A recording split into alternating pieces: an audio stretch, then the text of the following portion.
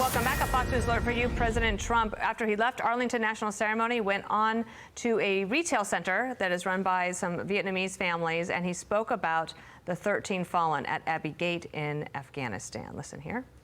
Of the group, Fox is the best, but of the other side. As an example, today we had a celebration of some great people, some great people who passed away, who were killed in the most embarrassing moment in the history of our country, Afghanistan, because we had an incompetent president with incompetent people leading it, and every one of those people should have been fired. He never fires anybody. Those generals, Milley, and every one of them should have been fired. They took the military out first.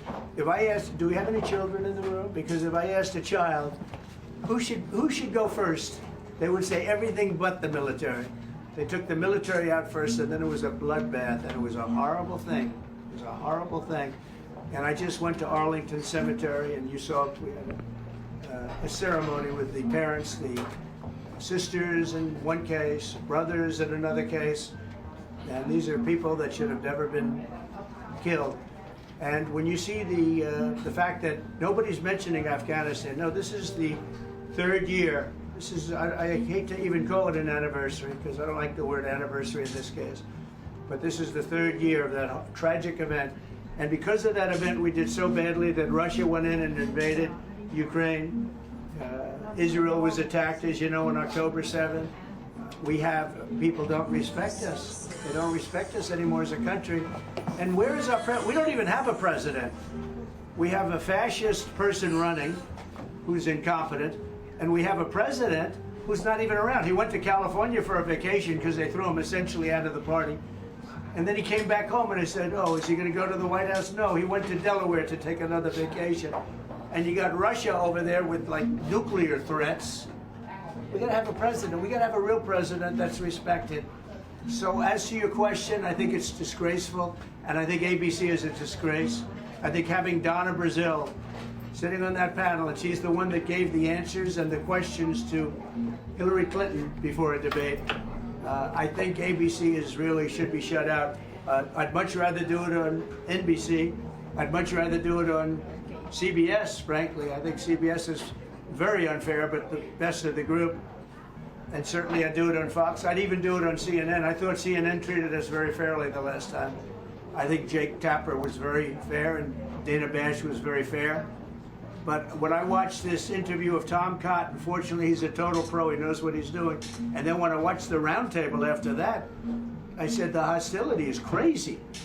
So we're thinking about it. We're thinking about it. They also want to change the rules. You know, the deal was we keep the same rules. Now all of a sudden they want to make a change in the rules because she can't answer questions. Why doesn't she do a couple of question answer? Why doesn't she do something like I'm doing right now? She can't talk. We can't have another dummy as a president, okay? We cannot have a dummy. And the people from Vietnam agree with that.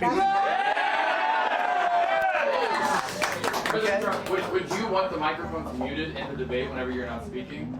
We agreed to the same rules. I don't know. It doesn't matter to me. I'd rather have it probably on, but the agreement was that it would be the same as it was last time. In that case, it was muted. I didn't like it the last time, but it worked out fine. I mean, ask Biden how it worked out. It was fine. And I think it should be the same. We agreed to the same rules. Same rules and same specifications. And I think that's probably what it should be.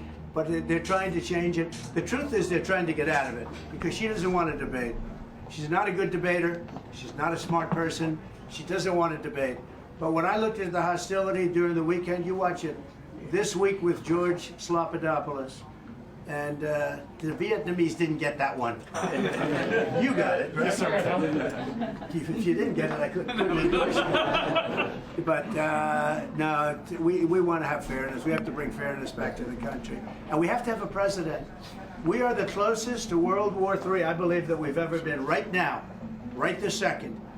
And we have a man that just took a vacation in California. He was on the beach. And he came back today. Where's he going? Delaware. Why? Another vacation. He's going for another week. That's not the Vietnamese. They're hard-working people, aren't they? All right. President Trump, how are you specifically preparing for the debate versus Harrison? I'm not. Really, I'm not. I'm not spending a lot of time on it. I think my whole life I've been preparing for a debate. You know, you can go in and you can have all sorts of sessions. I watched Mitt Romney go in, and he worked so hard. 4 weeks he locked himself into a log cabin, and then he developed lockjaw. He couldn't speak. I watched other people. I mean, you have to be real. You know, you can't cram knowledge into your head for 30 years of knowledge in 1 week. So there's a little debate prep. But I've always done it more or less the same way, and you have to know your subject, and I think I know my subject. I think I know it better than anybody. I created the greatest economy in history. We rebuilt the military. And President Trump, there he is. So he went from Arlington National Cemetery. I said ceremony earlier, but there was a ceremony there. He then went to Virginia to this retail center called the Eden Center. But he's taken a lot of questions, and he's taking questions, including about the debate. I thought the debate was set September 10th. Right. So we offered a September 4th debate, and the former president agreed to that. The Harris campaign said the first debate we're doing is September 10th on ABC. And now there's this back and forth about the rules for that debate. It was locked in with the Biden campaign, right, with no audience, mics muted, same as the CNN debate the first time. Now the Harris campaign is changing that, and now the Trump campaign has a problem with that, and the former president also had a problem with the weekend show on ABC. Yep. So he's talking about all of that. I'm Steve Ducey. I'm Brian Kilmeade. And I'm Ainsley Earhart. And click here to subscribe to the Fox News YouTube page to catch our hottest interviews and most compelling analysis.